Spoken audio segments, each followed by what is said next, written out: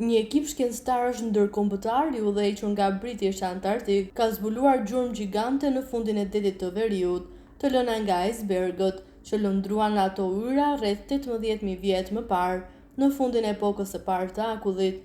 Ky zbulim hedh dritë mbi një peizazh të zhdukur dhe ngre alarmin për atë që mund të ndodhë në Antarktikën përballë ngrohjes globale. Duke përdorur të dhëna sismike të mbledhura fillimisht për kërkimet e gazit dhe naftës, studiuesit identifikuan bazë datë të thella të fshehura. Këto gjurmë, disa kilometra të gjerë, janë skalitur nga iceberg kolosal që u shkëputën nga shtresa e akullit që dikur mbulonte Britaninë dhe Skandinavinë.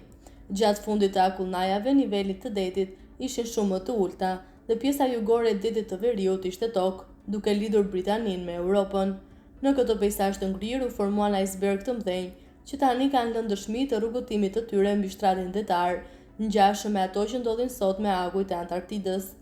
Studiuesit vënë re se gjurmët e icebergut bëhen gjithmonë dhe më të vogla dhe të dredhura, çka tregon se me rritjen e temperaturave, ato shpërbëheshin ngadalë, një proces i ngjashëm me atë të icebergut A68 që filloi të çajë në 2021-shin.